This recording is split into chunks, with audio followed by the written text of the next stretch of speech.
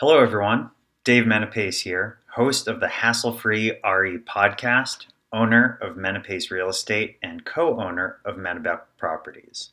I'm a real estate investor as well as an agent, and I have a passion for teaching others and helping others get into real estate investing. Today's guest is Tony Iacobucci. Tony started his real estate investing journey when he was just 18 years old, when he bought 69 acres of land only in rural Maine. Today, Tony has 4 running Airbnbs, all of which he's built from the ground up, with plans to build another 8 more. His success has come from making things easy for people. He makes it easy for guests to be good guests. He makes it easy for cleaners to be good cleaners, and he makes it easy for contractors to be good contractors. He finds the motivation in others and he leans into that, and because of that, he's built an incredibly successful business and has recurring guests year after year after year. I'm so excited to share Tony's strategy and his story with everybody.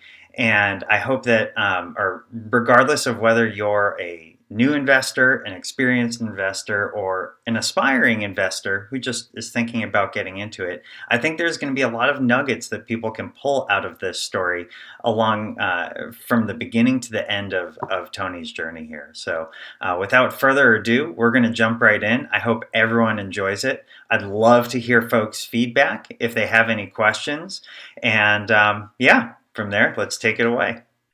All right, Tony. So why don't we start up kind of at the first question? Why don't you give everyone a high-level overview of who you are, what you do, and a little bit about your background, and we'll take it from there.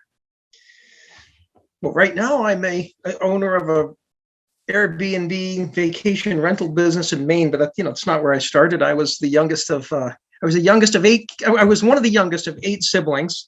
I'm a twin. My father was a vocational school teacher. My mother was a nurse, and they were these, super hardworking people. They never had money, but they were very, very resourceful, and that was something that helped me a lot, and that it helped me get to, So although I spent my whole career in the tech space, I was in my 40s when I decided to do this, and I had never done construction and building and to this degree. And the last house that I finished for this Airbnb business, I actually framed it from the concrete up. Essentially, so I've done more manual labor in my late 40s and 50s than I've ever done in my entire life, and I have to say it's been a total blast. I really like it. One, and we'll dig into this a little bit more, but one of the things that I love about your model is, as an investor, for me, I'm always looking for deals, right? I'm looking for the next house that I'm going to buy. And that is one stressor and challenge that you have totally carved out of the equation by just building your own inventory to fit exactly what you need and like out of this whole thing. Well, there are still a little bit of stressors in that same way, because so I purchased a lot of land. I have purchased adjacent properties to this. That's how I've expanded. So I bought an old farmhouse, I bought a barn, put some of the units in that, and those. And now I've maxed those out, and I want to keep expanding. And so now I have to figure out where to put other buildings, other things. I don't want to impact what I already have. So there's still some, it's different, but I've created an atmosphere here that I really love. It's a beautiful atmosphere, a beautiful view. You come to this part of Maine. It's in the western Maine in the mountains, and you get away from it. I certainly don't want people to feel like they're back in the city, or they're in a condo condo development or something like that. So I have to figure out how to do that. So, but I have to say, but to me, that's also a lot of fun. How did So 2 questions. When did you first purchase the farmhouse and the land? And what was it about that spot that really drew you in to knowing that you wanted to purchase it? Well, the original purchase of land Well, I purchased when I was 18 years old. So I've been at this for a long time. So the very first piece I purchased when I was 18, and it was just a piece of land in the woods. And my vision then was I wanted to have a little getaway for myself. And this was long before the internet, long before Airbnb, long before any of those sort of things. But I did have this vision even back then that eventually I would build some nice units on it and I would have some rental property. And I knew that I was in the nice range of Sunday River and Mount Abram and Black Mountain and stuff like that. And in this area, the Bethel area, there's the Androscoggin River. There's a lot of lakes and rivers and ponds, and there's a lot of fun stuff to do here, even though it's considered sort of ski country. Mm-hmm. But I didn't, but fortunately, piece of property that I have, I thought it might have a view, but even the original piece I purchased didn't have this amazing view. It has a view, but the property that I have now, because I've bought some of the adjacent properties, has a fantastic view, but it didn't Right. have that. And I had to clear 5 acres of land, and I climbed a tree up on the property because I couldn't see that. I could tell from other places driving around that looking near my property that I should have some kind of view, but I couldn't really tell what it was. And so a couple different times I climbed trees and I looked for the view. And then I had an idea as to where the view was, but still, when I finally hired a logger to clear 5 acres of land, I opened up the view and I had a way better, bigger, much more broad view than I had even imagined I would. Now, when that first purchase of land, was that touching the current plot of land Yes, that you? Okay, and so that's how you start to acquire some of the adjacent properties. So that's right. even at 18, you kind of had this mindset: if I can't find it or buy it, I'll build it, I'll create it in Right. some way, shape, or form. But what I That's right. love about that is, when we were looking to buy a house in Maine, a lot of what, and you and I have talked about this, a lot of, one of the criteria right on that checklist is a view. You gotta have a view. People love waking up, having coffee, and seeing out, right, or enjoying some wine and just looking at the view. And you created. You said, "All right, I'll create the view." And so let me ask you this: so at 18 years old, how much land was it, and what did it cost, and how did you fund it? So at 18, it was 69 acres and it was cost $31,000.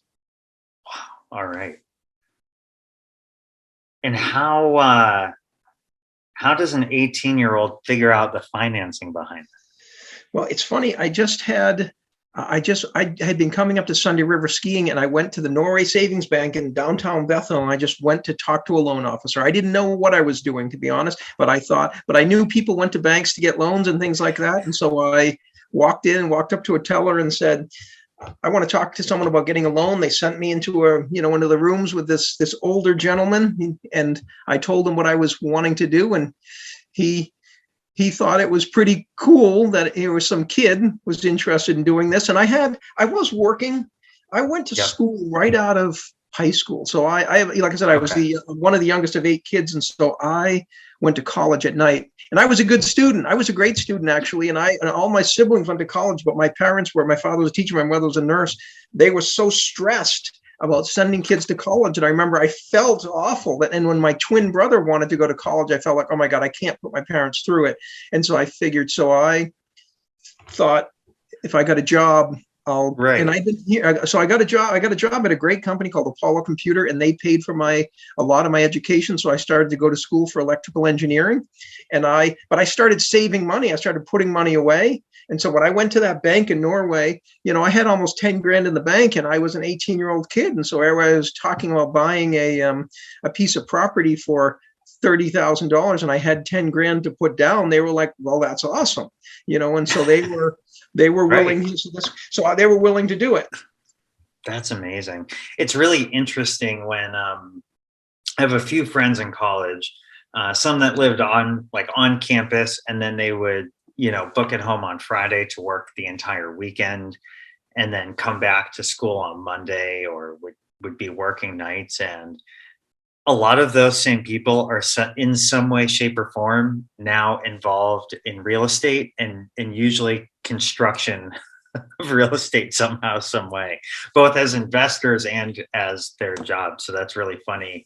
It's kind of that mentality.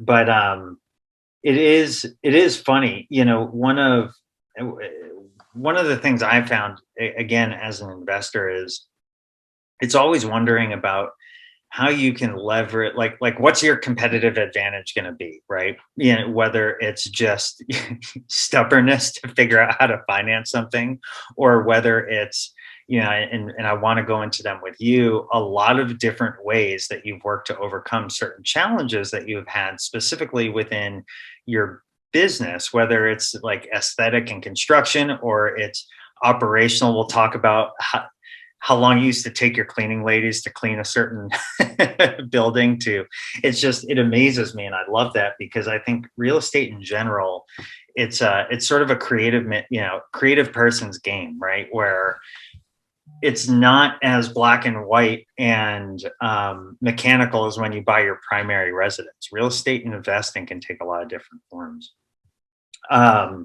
So let's talk about, because now, how many do you have now that are built anyways?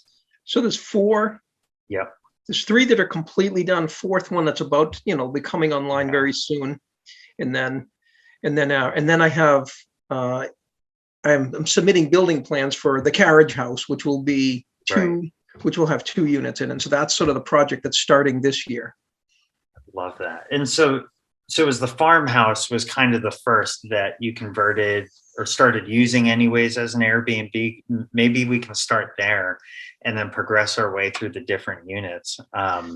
Yes, that's true. Why don't we talk about that? So I had the house that I built, that's sort of the Icelandic influenced house. There was a piece of that house was actually a building, just a 12 by 15 building that I built as like a little lodge on my own property before I did anything else. It didn't have no running water, no electricity, nothing. It was just it was really a shed that then, when my parents started to try to come in and finish it, and so my folks would come up here, and so they ended up, sort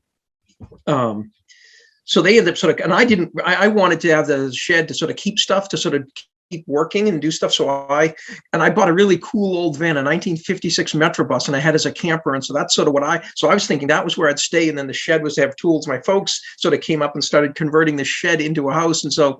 And I didn't really like that, because and then all of a sudden, all the tools and all the stuff was now out in the yard with tarps and and stuff like that. Right. And so that was sort of a little bit of a frustration that I had. But then when I bought my parents out of it, they still had sort of this, I don't know, nostalgic connection to that building.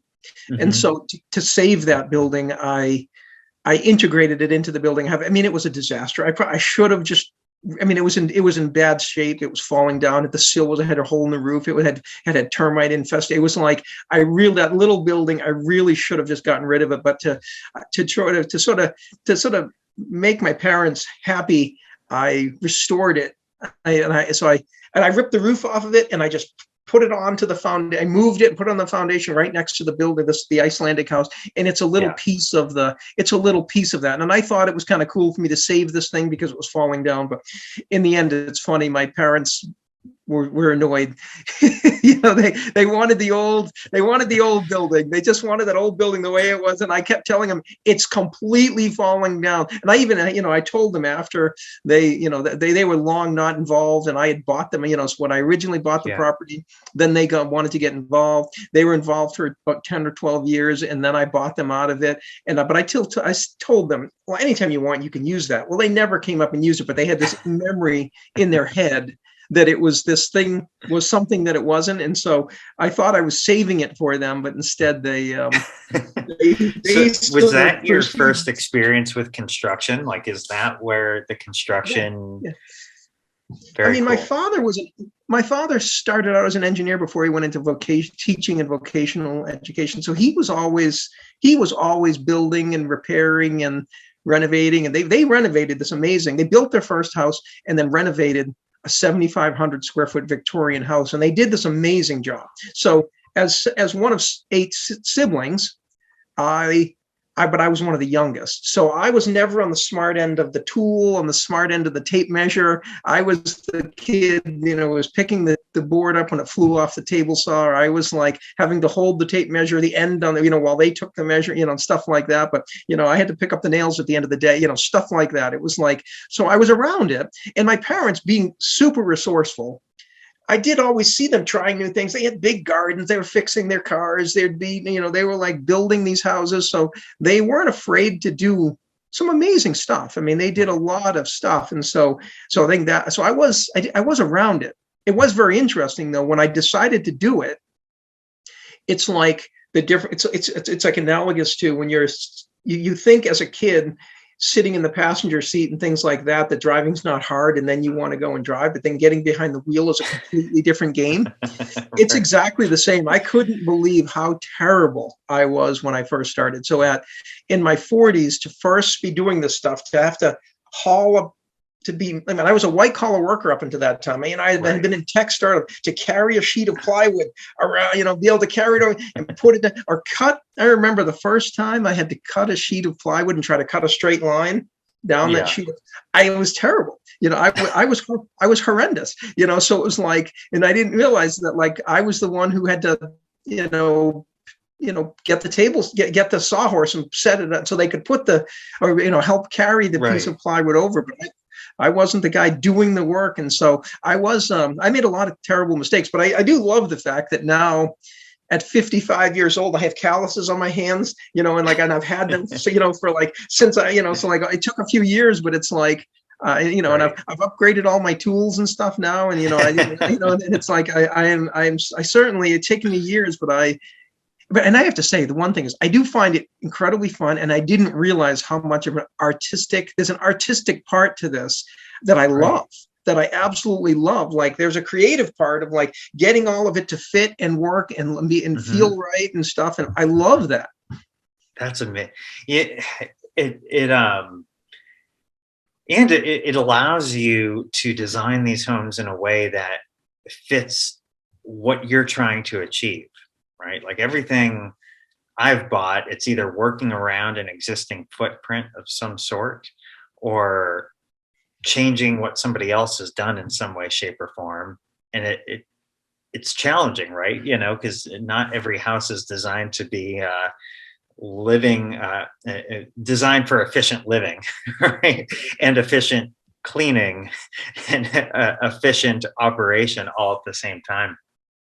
So, and it is, you are right that I spent a lot of time, and for some reason, I don't know why, I did work for one company that was invested in by the Swiss, and there was this one CEO who so he was this wealthy CEO, but yet he would come to the States and he wanted to stay in efficiencies.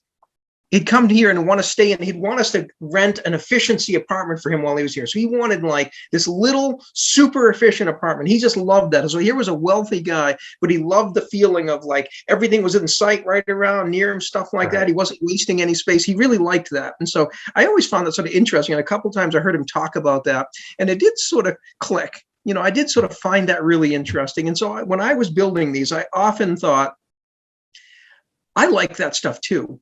And I want these places to feel like a study in efficiency. I want them to be nice. I want them to be comfortable. I want them to be beautiful. I want people to want to come back, but I do want them to be a study in efficiency. And that was sort of something that I always shot for. And so I did try, my thinking was, I want these places to be as small as they can be without being uncomfortable. And I do think like tiny houses are too small. I've checked them out, and they're too small. Like to me, they're they're good for a very short period of time. They're good for maybe a weekend, something like that. They're not, but for kids, and I even think if you're into that, you can have fun doing it for a short period of time, but I still think they're even too small for like a weekend, because you want to come in and get sort of settled quickly and be able to, and then be able to do your thing. Like I do think where you live should be the platform for the rest of your life. And I think that, like, I think when people come on vacation here, I want them to be able to come in. There's everything they need. So although it's small, there's a lot of hooks and there's a lot of places to put things, and it's obvious where to put things. And then when the kitchen is full of all the appliances that you would normally have at home, and they're full-size appliances. They're not these tiny little things. So full-size refrigerator, full-size stove, microwave, the whole Right. bit. It's like, so you come in and you quickly sort of see what it is. It's all sort of normal stuff. So, and all the stuff that you need, you can see. That was one thing I always tried to I do. was just going to mention that because that's the exact, like right behind you on the right, I know exactly where the bowls are. Above the coffee, I know where the mugs are. I know exactly where the knives and tongs and the bowls are. And you didn't have to fight a back order for cabinets because you made shelves that are easy to see. I love that. I do that in every unit. Every unit I make it so that you can walk into the kitchen and you can see where all the wine glasses are. You can see where the mugs are. I do that, and I make them nice and clean. I even go out of my way to make all that stuff aesthetically pleasing. All the pans are the same color silver. All the plates are all the dishware are the same color white. It's like like if you can see back here, all those utensils that are hanging there, they're all they're all in a line and they're right there. But and that's it. Everything you have. Right. And I do love the fact that is one thing that totally worked. And I didn't know, I have to say, when I first did this and I started renting it out, I did love the fact that people often said to me, it's so well thought out. We love the fact that this is so thoughtful. They use words like that to sort of describe it. They'd say, and people would say things like, this place is small, but it doesn't feel small. And I was like, oh, that's exactly what I wanted. That was exactly what I was after. I wanted this. So, you make you make the stuff so it's organized looking and feeling, and it's still comfortable. And I have to say, it's a lot of fun, but it also is really, really enjoyable that when people come in with kids and have never been there before, and they're always telling me about. I love the fact that I can't tell you how many times people have said things like, I went home and bought one of those magnet strips for my kitchen so I could have, they change. They say things like, we went and decided to take the doors off of our cabinets where our dishware is and then we had to repaint them and stuff. But now it's like, so now you can just see it all when and I think, people are changing their life after going on vacation. I just love it. It's amazing. It's amazing. So, and I want to actually come back to this very topic in a minute. From a cleaning perspective, I remember a couple of years ago we were chatting, and I think I was complaining about a cleaning service at the Cape for us, and challenges I'd have with them or don't have with them, and I know you have two different models for sort of the winter and then the rest of the year, and we'll get into that a little bit later. Focusing in on like the short-term rentals, right? The Airbnbs. What kind of I remember you explaining like, at first, it took like 3 hours for the clean. Yeah. And so why don't I'll let you take it from here, but I think that's such a great story, especially for people starting to get into the short-term rental game, where aesthetically they might make a house look amazing, but it can be a disaster in other ways. And I would say, that might be extreme to say how we did, but it's not way off. And I would say for us, so we went in, and the farmhouse. So I was building that house, the Icelandic house. And then while I was building the Icelandic house, I purchased the farmhouse. It had been for sale for a while, and I realized, I don't know what's going to happen to that. And if I am going to do rentals for this property, the farmhouse behind was an absolute wreck. And I thought that could end up being a disaster. Sometimes up in Maine, these properties turn into these scary places, the yards filled with junk and all this stuff. And I was like, ooh, so to protect my investment, I was thinking I better buy that anyhow. It wasn't super expensive. And so I purchased the farmhouse, and it had a falling down barn and all that, but the house was a wreck. Everything about it, was a lot of it was in just a disaster. But I was able to go into one section of the farmhouse, and pretty cool, within 6-7 months, be able to run through it and make it into a nice space. My wife had this idea, which she said was, you should paint it all white, everything white on white. Why no color? And the thing is, that house was bright pink rooms, bright green rooms. I swear the people who lived in it before must have been colorblind, because they were these colors were so so incredibly bright. But then they would have shag carpet floors, and we even found in some rooms they just laid carpet right over old carpet and things like that. And so you can imagine how awful a mess that could be. And but they were these really lime green room, a bright blue room, but the thing is, and some of these rooms were sort of visible from other rooms, and so they were like these glaring colors, and it was contrast, a lot of yeah. contrast. And in some places they used like plastic molding that you'd have like almost in an office building, and stuff like that. So it'd be like they tried to get like a pink molding, but it was a different color pink, so you can imagine how it just was awful. It was like this terrible look. But I went in and I spent 2 weeks, 2 solid weeks on my hands and knees, ripping out carpeting, flooring, pulling staples out of the floor. Oh, the guy didn't hire people to install a carpet. He just used a staple gun himself and just ran around stapling. Yeah. So, but anyhow, but you're right that I went in and I ripped everything out of the house that I could, and painted, like my wife said, I painted everything white and painted everything white. Painted the ceilings were the same color white as the walls. The trim was the same. The window, everything that I could paint white, I painted white. And then the floors, which were in pretty rough shape, I refinished as best I could and painted them all with like a heavy enamel, a heavy gray enamel. And just, so at least the whole house was, and then I had this job in high school painting once. And I worked for this stereotypical Italian-American guy who used to yell at everyone, always saying, people don't like holes and cracks. People don't like holes and cracks. He would yell at people. And so he was always yelling at and I was a kid working. So he was mostly yelling at the older painters and stuff. But I remembered him saying that because I walked around that farmhouse and there were just holes and cracks everywhere. And so I did make sure all the holes and cracks went away. And so you walked into this house, and although there was not a plumb level or plain in the whole house, I did look clean and neat. And we stood up sort of like a traditional house, and then I hired the cleaners. And you're right, the cleaners came in, and it took them 5 hours to clean it. And they did a nice job, but I was paying them a little bit more than the sort of going rate in the area. But, I was paying $5 an hour more than the going rate. But I realized even still at that, having to pay, at $25 an hour, paying $125 after every cleaning, I was like, there's no business model here.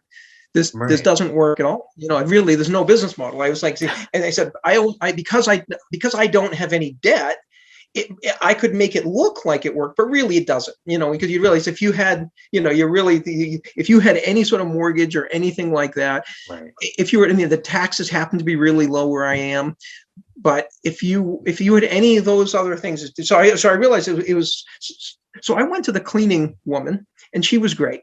And I said, I just told her the truth that cleaning at 5 hours is not going to work. I'm not going to be able to continue to do this. I said, but I want to keep trying. I said, but this is what I want to do. I'm going to keep paying you to do it. But what I want you to do is tell me everything you hate. I said, and she's like, no, I don't. And I'm like, no, I need you to tell me everything you hate. Like in every job, there are things you hate. Tell me what you hate. Like when you were doing it, when you're doing this job, tell me what you hate. Whenever you're like, I said, and then eventually there are things that, the things that you hate we'll get rid of.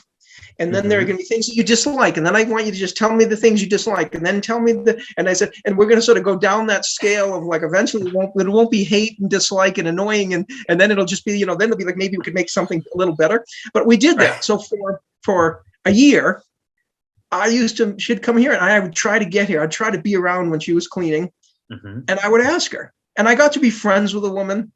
And she would then, and after a while, it was great. She would just tell me that she was like, I hate this floor. So there was a floor in the living room that was like, it was a mess. And so it was one of those ones that the guy had stapled, and so we had painted and stuff, but still it was, so I just put in one of those floating floors, right over. So one weekend I just did it myself. I came in, and I hate flooring, on your hands and knees, all that. But anyhow, I came in and did it. One weekend, I moved all the furniture out. I had to reserve the place so that it couldn't get rented. So I had to go in. And those are the sort of stresses you have in this sort of model, is that it's on Airbnb. And so I had to go block it out, and then I had to get it done. And then, and people are always booking well in advance. So it's really hard to get long blocks to do projects. So anyhow, so I did block out a weekend, and then I came in and put a floating floor down and put it all back, and I redid it all. I got rid of put all nice new trim in and painted it all. And she like could have kissed me, she was like, oh my God. I mopped that floor, and it took me 5 minutes. It was so great. I hated that floor. It was so hard to clean, stuff. And so I would do things like that. But there were a lot of little things too, like over time I learned she cleans a lot of other places. She cleans a bunch of other places. And she told me that, it's pretty normal. But then I started learning that she's just in the habit that every house she cleans has queen size beds, full size beds, twin beds. So they all do that. And they all have different things. And I learned that she hated bunk beds. Those were really hard. Gone. My wife could have killed me. I hadn't considered that. Yeah, my wife could have killed me. My wife went out and bought this new bunk bed, but I'm like, I could see the cleaner struggled with it, hated it, it frustrated her. And so I had two thoughts. I wanted the cleaning person to first want to clean for me. I wanted her to be in a good mood. I didn't want this just to be more of the drudgery. I wanted it to be when she goes and cleans the cross farm for Tony, she's happy. This is a good gig. This is one of my better gigs. So I pay her a little more, but I also make the work so it's not awful work. And and she did love that. The fact that I kept ripping out stuff that she didn't like, and she was like, it did make her noticeably happier, and also made her more interested in helping me with it. She was part of this whole effort. Then she became part of my whole effort to help me make it easier.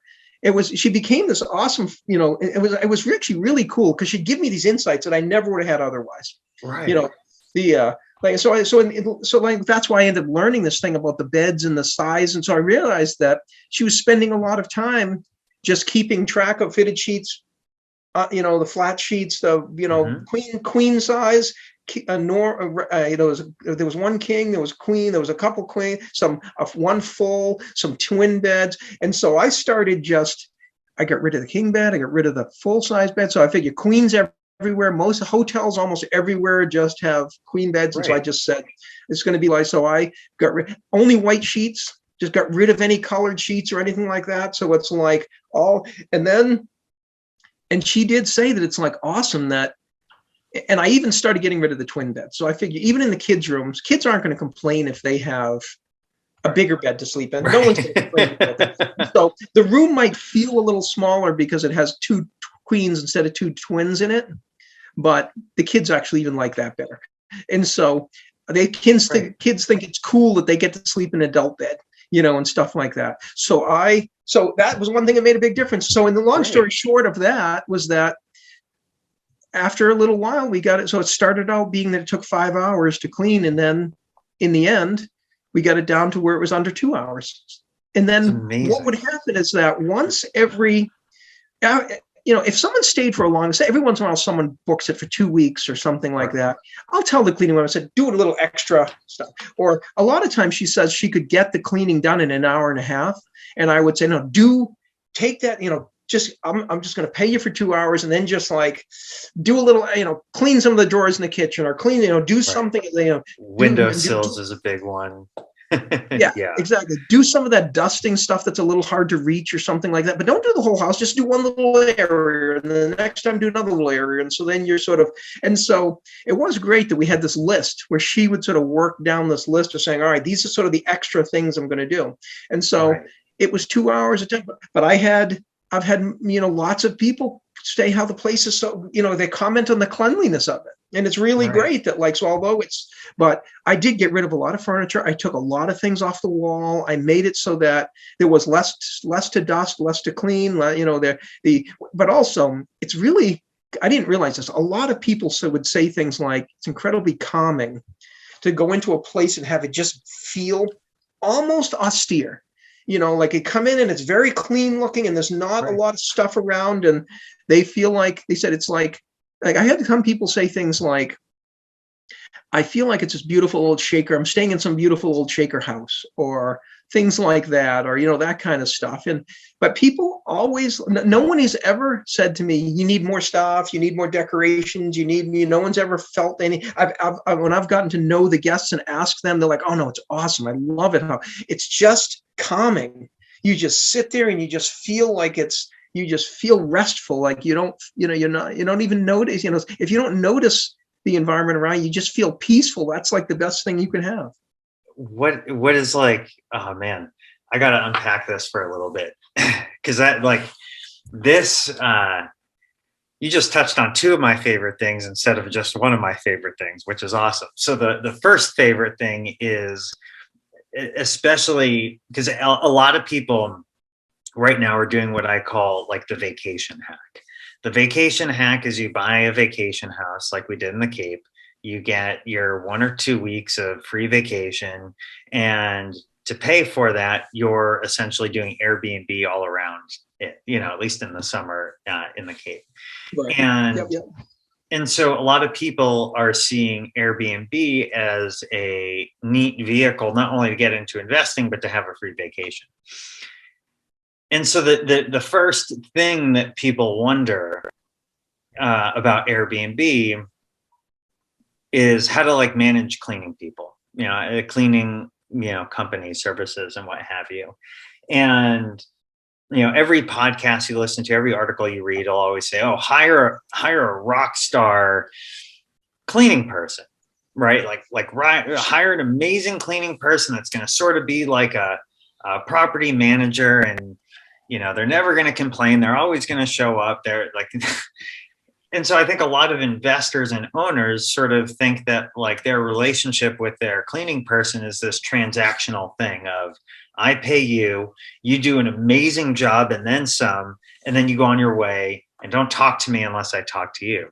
And what you said is, I'm going to pay you well, but I'm going to make it so you at least enjoy coming here. And not only do you enjoy coming here to clean or be in this space, but you like me as a business partner, as the owner of this house, because I've asked you point blank, how can I make your life better? And I think that a lot of people, when they invest in general, I should say, a lot of people that struggle with investing, it's because they're not looking internally about how can they improve as a piece of their own team. They're just looking at what can I get out of the people around me? How can I buy something really cheap, sell it for really expensive? And it's this money thing, but there's this whole relational component to real estate investing and Airbnbs, construction, what have you. It's all part of that. I've heard that. Oh yeah. All I was going to say was when I started doing this, I talked to a bunch of people in the area that were also doing it, people that had vacation homes on the same ski hill that I'm on and stuff like that. And they talked about how much of a pain in the ass it is, how difficult the cleaning part is, that they end up having to do it half the time, that the cleaner, the cleaners change all the time. They also did have this attitude, which was the cleaners need to just be happy that they get this gig. And they have this attitude that like, I'm paying them to do this, and so they should just. And so I always thought, well, they're totally neglecting the human part of this, which is and I always think of the silly. Can I tell you a silly story? Yeah, let's hear it. So I remember I was about, 22 years old, and I had to go. My father and my mother were going off on vacation, and they asked me to take the trash out for them at their house. So I go back to their house to take the trash out, and they tell me, my father shows me, because all this stuff he wants to get rid of, and they were going to be gone for like 2 months. And he was saying, if you could do it a few times and get all this trash out, that would be great. And so they went on vacation. They came back. All the trash was gone. My father's like, "How did you do it? How'd you get rid of all that trash?" And I was like, "Well, I just." He's like, "The trashmen are such bastards. The trashmen are such bad. They're such blah, blah, blah." He was just complaining about the trashmen. And I said, "Well, I just put out one trash can every time, and then I put one box with some of the heavy stuff on top of it." So there was one box of heavy stuff and then one trash can full of like lighter stuff, whatever. But I was like, my thinking was I wanted to make it easy for these guys to grab this stuff. Oh, right, because they don't have to bend down to grab the heavy thing. And so I just kept doing so. For every week I'd stop by and I'd put a little bit out. And then after, by the time they got back, it was all gone. But I also made it. My father used to find this thing where he would pack up a trash can, make it heavy, and then they would leave the trash can. They wouldn't even take it and stuff like that. Then he'd be mad and things like that, or or he'd find it, or they would have dumped it, but then they, it would have been heavy, and so maybe they were mad. I don't know. So the trash can would be like thrown somewhere. But I also played the game a little bit in that I put a candy bar out there right on the trash cans because I figured, these guys have an awful job. And so I just did that. But I wasn't trying to get them to do anything illegal or anything, but I really was just sincerely thinking, how can I make their job a little easier? And and then when they stop by here, they're just going to, so I just did that. But then when I learned, I'm like, wow. And then I started remembering my dad always complained about the trash man, always had this antagonistic relationship, acrimonious relationship with the trash men, this silly and so I remember I thought about that. I kept thinking about that like with the cleaning, I've always said, I've hired people many times, and I thought, how do I make their job easier? How do I give them good work, or how do I make them have easier work? Right. So I thought that, but I even think it with the guests, like I would think, like I even ran into, when I first started doing this, my wife and kids would be annoyed that guests would come in and they would move things, and the things would come in and be messed with, and something would be in a different location and we couldn't find something and things like that. And so every time, and they would start complaining and saying these jerks and stupid people. And I'd be like, whoa, you guys, every time that happens, I want us to treat it as an opportunity. I want us to look at it and say, if something keeps disappearing, let's figure out how to get rid of it permanently. I said, so we're not having to look for it and bring it back. I said, let's also make it easy for them to be good guests. And so I would go out of my way to say, let's make it. So there are cases where, like, I like to put these little bookcases, a little bookshelf of some kind in every one that's got all these Maine books in it. So even when you're there, kids can pull out a book written by Robert McCluskey about the, blueberries for sale in Maine or something. But some of the books have like different history of Maine and maps and hiking and stuff like that. So I try to have one of those. I think it's kind of a nice little touch for people to. But I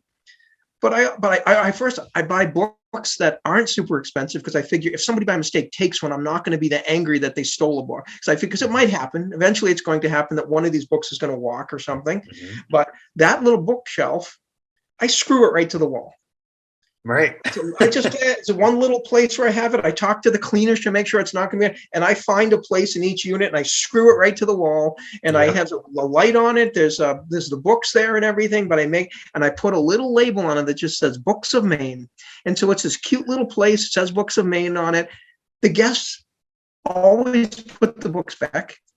Awesome. The guests, it's just little things like that. But it's like, but I have to say, when I first started, I had a bunch of books stashed around in the farmhouse, and they would just end up all over the house. So now, and the cleaner didn't know what to do with them and stuff. So at times I would find the cleaner would just leave the books around. They should like stand them up somewhere, put them on a windowsill or something. And that's part of what makes things look kind of random and makes things look a little, to some people, it's kind of uncomfortable. That's like you walk in, it's not, things don't look like everything's in its place. And and that's another thing I always tried for, was that just instinctively, my thought was always, I want people to come in here and feel like no one's been here. They're like, no one's been here. So as much as possible, they're going to know people have been there. Of course, they're not stupid, but I want them to feel like no one's been there. When they walk in, everything is like is nice and organized and put in place and ready for them. That's my thinking. Oh, I love that.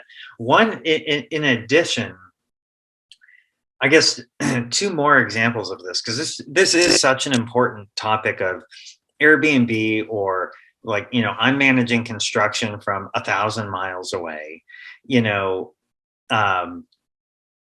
hit on this first. So there's been times, obviously, where you might have to outsource little bits and pieces of the construction of the house. So let's just, talk about that experience and the challenges you face and how you get hired work to do what you need or want so you can get on with the construction. Well, it's hard. That is hard. That's hard everywhere. I haven't heard of anyone say there's any part of the country where like labor is easy to find, and especially tradesmen. It's a problem all across the country. And probably, Yep. I guess, probably across the world. I don't know, but anyhow, it's a constant problem. And so again, that's an area where I do try to make this work be better, and I try to pay them more than sort of the going rate and things like that. But that Right. is a challenge, and I have found that one of the reasons why I do a lot of the work that I do is because I found that there's a certain amount of time. You have no choice being 1,000 miles away, but a lot of times I would start tracking how many times I called a guy to do some work, and how many different guys I called, and how much time and energy I spent talking to someone about it, explaining what I want done, meeting with them, checking on what they did, having making sure having sort of course correction, because it's not, Right. things like that. There's a lot of, so I realized I was putting an enormous amount of energy. So to me, I came to this number that I was like, if it's less than 2 days worth of work, I want to do it myself, because I actually spend 2 days. I spend more than 2 days getting somebody to do 2 days worth of work. Right. So, Right. so I figure so sometimes I'm doing awful work, but I Right. figure if it's 2 days worth of work, I'm going to do it. So there's sometimes, and another thing I found in that same regard is that the way you make the jobs so it's easier to get people is that if it's good work. So if you show them a job and they see all these loose ends and all this stuff that's kind of not sure what they can do, it does make them, they deal with that all the time. That's what they have to Right. do, but it's not a priority. Like if they can go and get some clean job somewhere where they can, nice, neat, good work, new work, things Right. like that, they will like that. And so a lot of the time I'm doing dirty, awful work. I'm crawling underneath. I'll like run some wires and get the wires so that where they need to be, so that when the electrician comes to do the part that he's required to do, the wires are already there, and he's like, oh, good, he didn't have to crawl underneath. He didn't have to deal with spider webs and Right. dirt and drilling holes through through beams and timbers. I'll do a lot of the time. I do the awful work. I will do the awful work, and if I do the awful work, the people come and they're like, oh, yeah, this is great. They see the job, they understand it, they feel comfortable that they're giving, if they're going to give a number, that they feel confident that the number that there's not going to be a lot of unknowns and there's not going to be surprises. And especially when a lot of times if you can't see what the work is, you just don't know. And so they'll be like, I'm going to give you this number, but then a lot of times they don't come back because they're sitting in the back of their head, they're worried. And so I've even run into that they've given me numbers and then it was hard to get them to come back. And then when I told them that I had done this and this, and they're like, oh, okay, all right, well, we can come and knock that out. Yeah, we'll be there tomorrow. Yeah, stuff like that. So I have a lot of times I have found if I make the job easier, and it's like, so I do the awful work, a lot of time. I mean, there've been multiple times where I have been, the big business owner who's like down in the basement digging, Right. like digging holes and mixing concrete myself, because all of a sudden then the carpenters can come and they can put jacks in and they can put new posts in and all. They didn't have to do any of that really dirty work. I Right. did. And Right. it worked. That happens a lot. That is one area, and that I've found that in a market that's really tight, make the work a little nicer for them, and they'll come and do Make it. it easy for people Yep. to do what you really need them to do.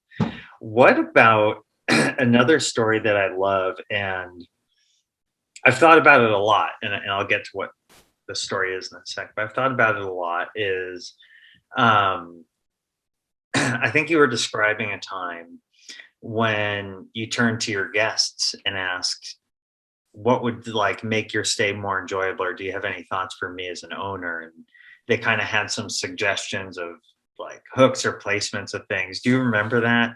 We were talking about it one time. Um, um I mean, I've had people tell me, like, I tend to put a lot of hooks up, and I put a lot of hooks up, and I do know that there once was an old guy before I started who told me that he went and stayed at an old house, and he appreciated so much that when he was expecting to stay in, and it was like an old B&B, and he said, but they had hooks all over the place, and he said it made it easier for him to go into the bathroom and get changed because there were hooks all over the place. And I thought, well, so I always remember that little thing, and so I've done that, and that is one thing too, that like I always try to make the hooks be aesthetically pleasing. And it's funny right. that I've had people tell me that like they really like they really like they and they've pointed out things like that, like somebody they've commented on sort of like somebody took this had this like artistic thought about how and I think I wasn't really thinking of it super artistically, but I was thinking I wanted to be at least aesthetically Functional, right? pleasing. Yeah, I want it to be functional. Absolutely. First, Right. first and foremost, functional, and then to be aesthetically pleasing. And I have found, but I think I told you, one guy took a picture. One review took a picture of the hooks and told me how he thought this was so Yeah, thoughtful and so nice. that's right. Right. For the cast iron. Yeah. Oh my God. So like one thing I really want to touch on, because I love your business model where you know, a part of the year you do more of like a seasonal rental, and then you do the rest of the year you do Airbnbs. Want to talk a little bit about maybe how that started with your first guests that you did a seasonal, and why it's nice for you to kind of have all of them on a seasonal in the winter, and then you go into Airbnb, and sort of how that all works. That may be part of the conversation. That maybe a long time ago, you and I had a conversation about that, because I did learn a lot the first time I did it. I mean, there's two things in that regard. I find at this point, I make more money from Airbnb than from the seasonal rentals. Right. But the seasonal rentals are easy. People saw you, and if you meet some people that you like, so now I've become friends with the seasonal renters. And Yep. so I don't charge as much as I could. I don't make as much as I could, but from from December 1st until April 15th, I don't have to do anything. I see these friends and they're here, and I don't have to do anything.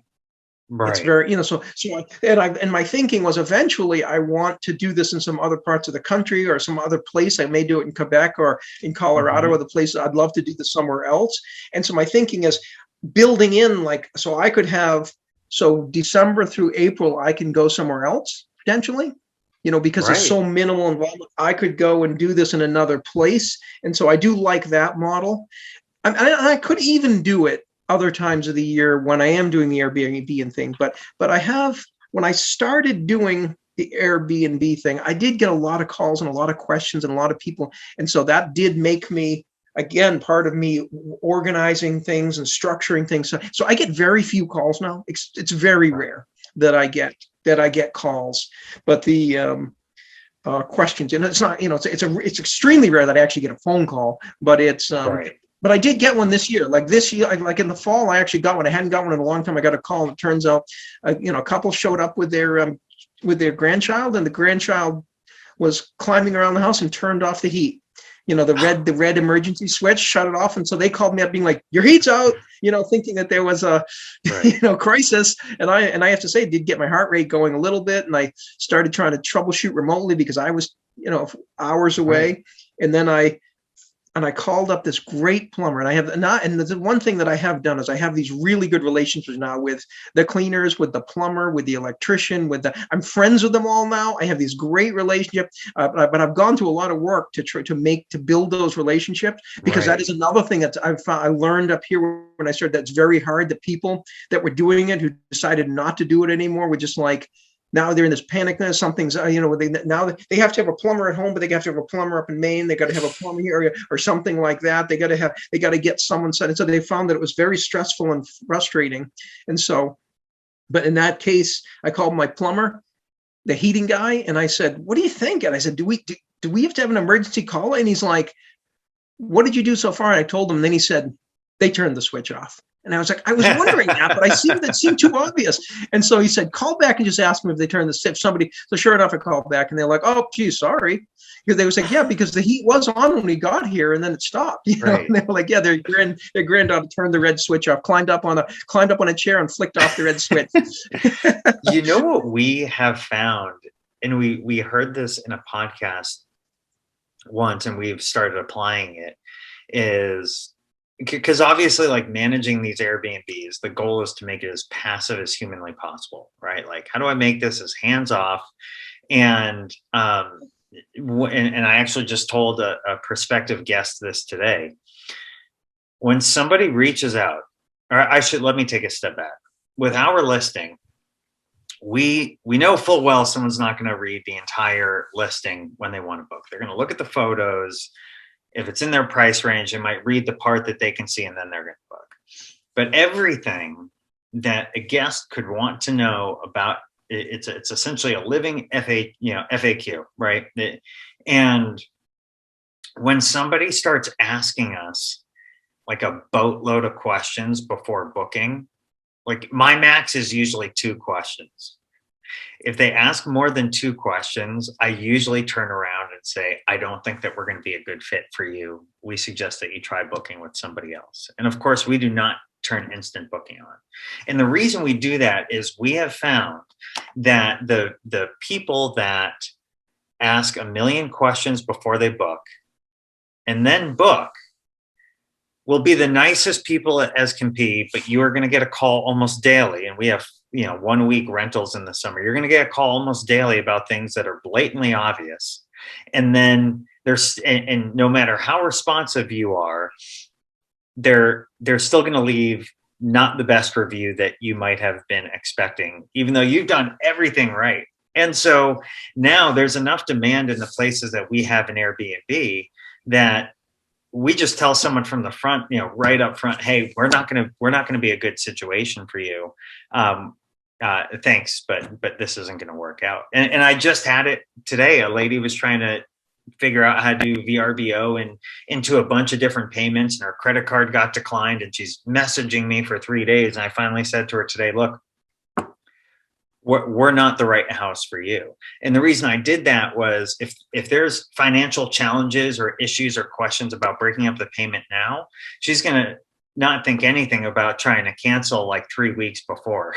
Yeah. It's funny you say that, because one thing that I have learned was that as soon that one of the things in that way, I do allow instant booking, but I do spell stuff out up front. But one thing I do find this is that if somebody asks for a discount up front, I'm really busy. I mean, we've been booked for years now. It's like we get booked out solid all summer, it's like I don't need to offer discounts, and I offer I offer a really competitive rate. There's a lot, and there's a ton of houses around us that are a lot more expensive that aren't as nice. So I think I know it's a good value. This is a great value. There's a ton of houses right on this hill here that have no view. They're not far from the ski area. But they're great not house, they're not no view. They're no view, and they're not slope side, so they still got to get in their car and drive to the something. So like but yet in our house, ours are very nice. These are cool. What I'm doing is very cool. So I've been in a bunch of those, neat. And the ones I've been in are, somebody bought a vacation home, and they just use it as a place to throw their stuff when they're on vacation. So there's like wall-to-wall carpeting that's old and beat, and old furniture and old stuff, and it's not bad.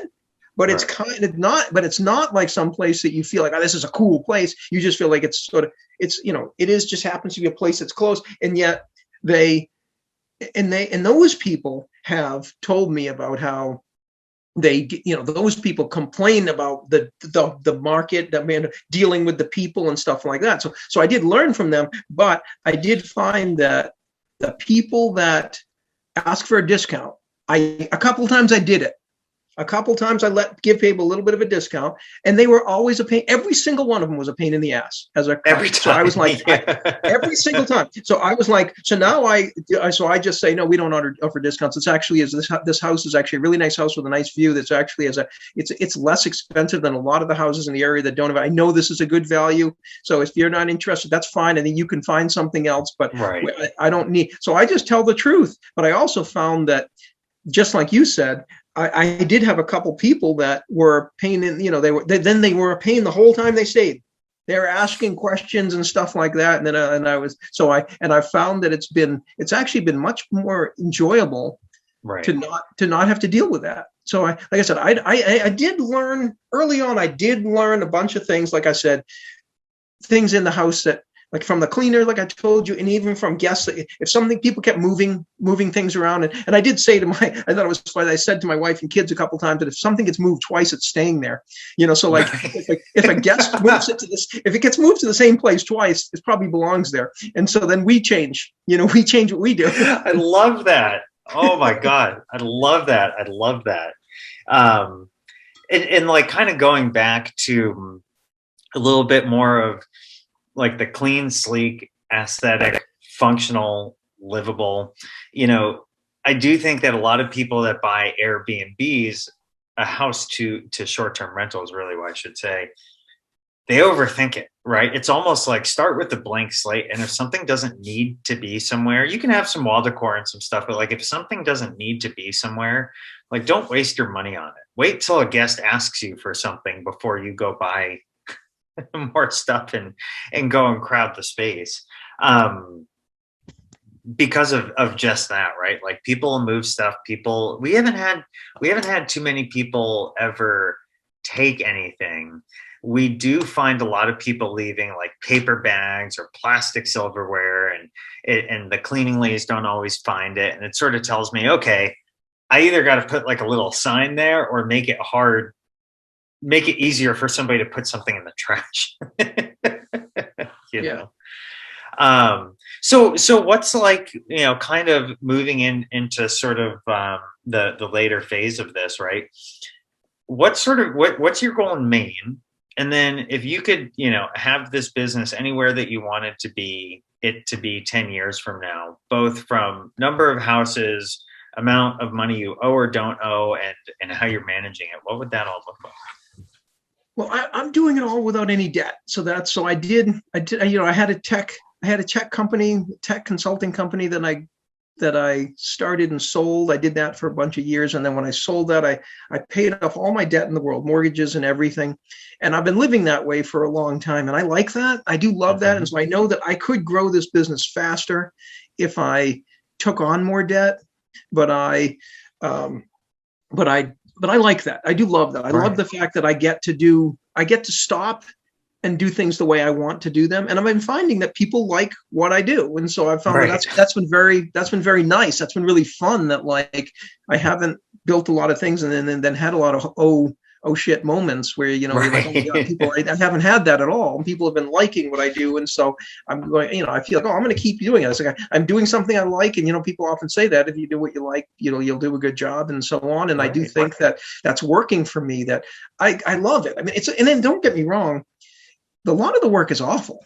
A lot of the work you got to do is terrible. And like when you're putting up this wood paneling, it's like, it's really not, like one thing that's very aesthetically pleasing is I put this wood paneling up and I try to make the lines line up all the way around the room. Right. And it is something that I remember seeing this interview with Philip Johnson, who was a famous architect, and he built a glass house in Connecticut. And he had this, and there's a beam. He had this one beam that ran all the way around the whole glass house. And he said that was the one thing that sort of made you feel like, he said that edifies this whole experience for you. You have this line that comes out, although you can see the beautiful outside all around, you have that solid beam that runs all the way around. And I did notice that after he said that, I did notice is like sometimes there'd be one house that would be, you liked it more and you couldn't tell why. It could be so, and you'd notice that the carpenters or the architect had made the siding. The siding had gone from building to building and lined up or the siding lined up with the tops and the bottoms of all the windows. And it was, you didn't realize, it's one of these things most people don't notice it, but it's aesthetically pleasing. It's comfortable. It's comforting to the eye. And so I would do things like that. And a lot of times that's hard. Now you've got to do all this planning. If you just start at the bottom and start going up and go to the next one, start at the bottom, nothing ends up lining everything. And it does look kind of confusing and nervous. Right. It has a sort of nervous look about it. And so and that stuff's hard. So a lot of times you're taking measurements and then you're cutting pieces smaller and somewhere else. Right. But also a lot of times if you might want it to line up with something else that's in the room. And so then you got to take that into account too. So you want all the stuff to line up with itself as you're doing, but then if you do that stuff, it does make it feel good. Right. But there's a lot of little things like that. There's a lot of things like I remember once I was taking an art course, and this guy talked about how, there's doing the paintings and stuff, but then he said there's all these different ways of actually then presenting the actual artwork. And if you present, like if you paint, like if it's more modern art, you paint a black trim around the outside of the piece of art. Don't put trim on it. Paint a black line around it so it's really sharp and stark and makes it stand out, and then line the tops of those all up with each other. Don't sort of do this stuff. But if it's old art, a lot of times you put some big fancy trim around it, and then you might put them in different. He goes, you can sort of get away with that kind of stuff, and there's little things like that and you see, and now you get a feel for. Now I get a feel for that stuff. Like I see those things, and I sort of know what things to line up, what things I don't have to, and what are the variables that I have to worry about. And it's taken years. It's taken years to sort of develop that. But it is. I love that. And that's one thing that's incredibly hard to get tradesmen to do. Right. To get a tradesman to sort of understand that, like, if I say, I know the electrical boxes are close, they're all close. I said, but if you can get if I can get them all to be at this height, then when I put that paneling up, the lines are there, but if they're all off a little bit, when the paneling goes up, it makes it really obvious that they're all off. And so a lot of times I will go and install all the electrical boxes. And I'll snap a line and I'll install them all, and I'll sort of think about when the paneling is going to go up, where are the lines going to end up, and then I put it all in. And every once in a while, the electrician will want to go move something. I'll be like, no, don't. I'm telling you, you got to, but it's really, really hard to get carpenters and electricians and plumbers and stuff to sort of care about the aesthetics after the fact. They kind of have a way that they do things, and I said I don't mean to be critical of them, because a lot of times they do good work, but there's a level of detail that they're just not into. Side of it. Yeah. Wow. I feel like I noticed that at the White House of yours down that we drove to, where a lot of stuff did line up, and even outside where like the electrical box was, now that you're saying that, on the side of the house, it all just sort of seemed right. and things were where you wanted them to be, or expected them to be. So you've been doing this for like at least a while now, and probably, constructing these for a few years. How many do you want to build? I want to do 12 in Maine. Mm-hmm. And then after that, I would love to see how much the wife is on board with the idea of doing this in Colorado or Quebec. But I love skiing in those areas. I love both of those fantastic skiing places to go. But I also have had just an amazing amount of fun, even in the summer and stuff, being in those places. And so I would love it if I could figure out a way to be able to go to some of those fun places for a few months every year. And so I could sort of check on my business, do some projects there, things like that. To me, I do love being able to do a little bit of work and then exercise, go hiking, go skiing, snowboarding, stuff like that, go paddleboard. Those are like, I love being able to do all that stuff. But I don't need to do it. I'm not the type of guy that needs to do it all day. Like I don't actually enjoy skiing from 8:30 in the morning until 4:00 at night. Like I like, to me, it's like a much nicer day to get up early, work on, do some carpentry work or something like that, get some work done, and then go skiing from noon to 4, or something like that. I love that. And then you go have dinner, and so I got work done. I felt productive, but I still got to have some fun and things like that. Right. And that's the beauty of living near a ski, having a place near a ski mountain too, is you don't feel so obligated. Like when we're in the Cape now, we can just hang out for most of the time that we're there. We don't, our first year that we were there on vacation, we booked every morning, afternoon, and night. And I was exhausted after 7 days. I was so excited for a year booking all this crap into a week. And then by the end of it, I was like, holy crap, I just want to go home and sleep. And then, of course, our son was born like a week after that vacation, and we never slept again. But it's like, but to your point, when you live, and that's kind of like what I'm getting at, right? Is like Airbnb can be a great vacation hack. Right? Like you are vacationing in those areas, and when you get comfortable in them, you don't have to always maximize your time. Your time can be a bit more laid back and relaxing, because you always have access to this property or house that is also making you money. Yeah. And to me, it's like, it was important to me to make the units themselves, to make each place that I build, every different house and unit, I want to make it be a destination unto itself. Right. And I do love the fact that last year I looked at the analytics of this, and I thought it was so awesome. I went back and looked at all the communications that I had with all these people, and I found that 25% never left. They came to the It's property amazing. and just hung out at the property. And so, I mean, there was a nice view. I do have these nice decks. I put furniture, stuff like that. But 25% never even left. So there's all the skiing and mountains and all these things to do. And that was a big thing too. When I was deciding to do this, I owned the land, but I did do a bunch of work that I thought, does it make sense? Like I said, are there 10 different things that you could do in this area? Like, are there 10 things that would draw people in? Because I also realized too that I'm not right on water and I'm not slope side. So I thought, so does this area have a draw, enough of a draw? So I said, all right, well, there's 3 ski areas within 15 miles of me. Right. One's within a mile, one's within 10 miles, another one's within 15. So there's like 3 ski areas. And then I was like all these lakes and rivers and stuff, but then all this hiking and stuff. So then I said, well, there are, and I found that a lot of people come because of, there's an academy here, so people come and they book stuff because so I found that there's clearly 10 good reasons why people would come to this area. And I said, all right, that tells me that this is worth investing in, that I think that I'll be able to get people to come here even when it's not ski season.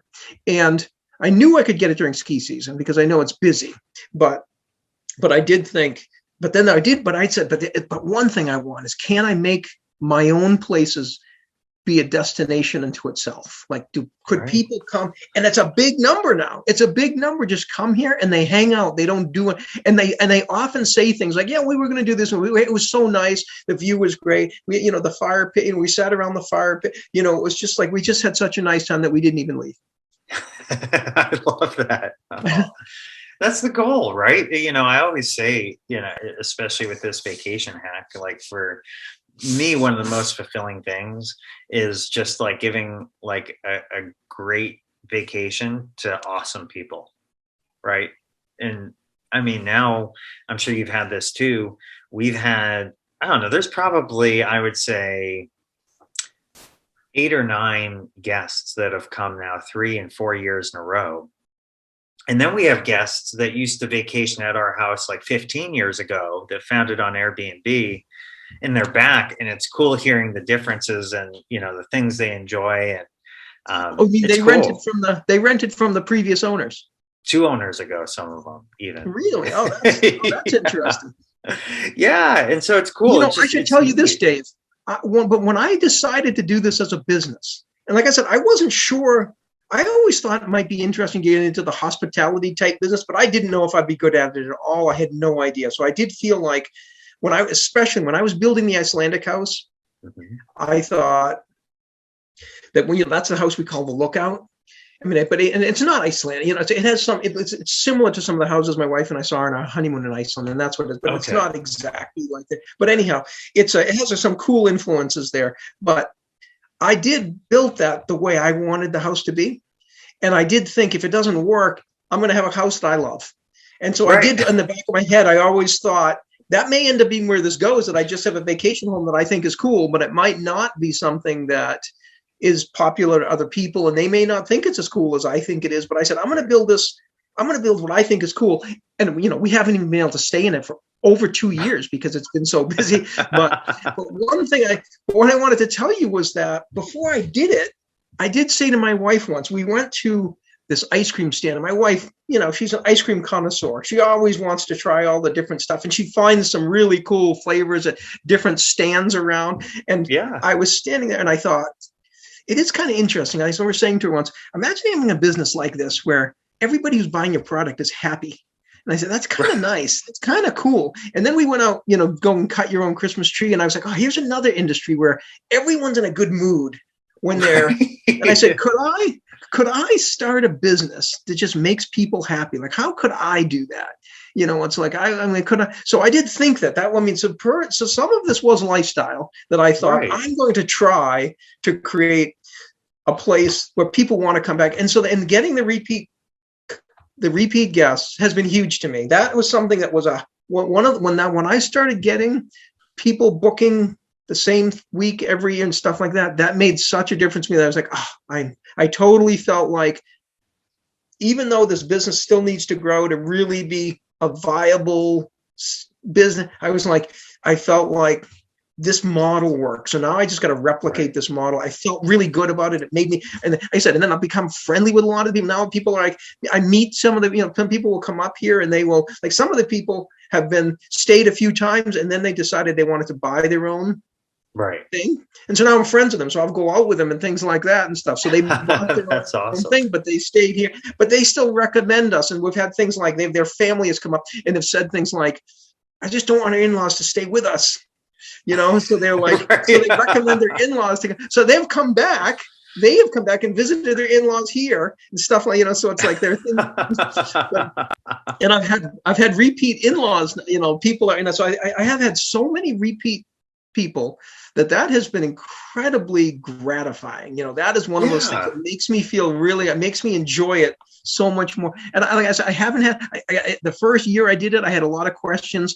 There was a couple people that I had that complained they didn't know how to do things and things like that. And so they didn't leave bad reviews, but they were a little bit whiny.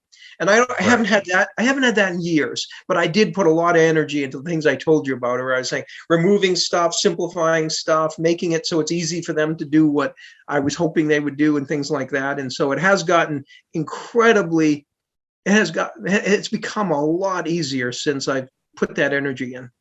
You've made it easy for a guest to be a good guest. You've shown them how to be a good guest. That's right.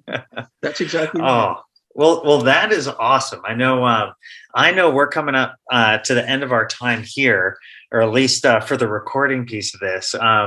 Anything else? Anything else you can think of, and you don't have to have anything. Maybe show people that view right behind you or right next to you. I'm just turning my laptop here. Can you? Let's see. All right, we can see the top of the mountains. Let's peel it back a little, or tilt the camera back a little bit. Does that work? Oh, we can at least see the mountains off. We can definitely see the mountains and then the porch there. But that's what an open, was it 5 acres of land looks like right there. Yeah, there's five of the 87 acres has been cleared for the view. Oh, that's incredible. That's incredible. Well, this has been awesome. I hope everyone that's listening got, at least a few nuggets out of this. And, if you can't find a house to buy as an Airbnb, maybe you should go build one, right? It is funny, Dave, that both of the last 2 guests that rented the seed for the ski season owned vacation homes before and decided that owning a vacation home was a lot of work. And so to them, they preferred to rent. So they actually sold their vacation homes so that they didn't have to. So they're leaving. Right. They like leaving that up to me. They don't want to. They don't want to own the home and have to have a separate plumber and a separate plow guy and and have to keep up with the house and deal with cleaning and all that stuff. And so they don't deal with any of it. I think that's sort of interesting. Oh, it absolutely is. Oh man, awesome. All right. Well, this has been awesome. Thank you again, Tony, for joining us and sharing your story. And I can't wait to, we'll have this on YouTube as well as the podcast channel, which is called Hassle Free RE, even though building a house might have some hassles with it. But all right, Tony, thanks. I appreciate it, man. Thank you, Dave.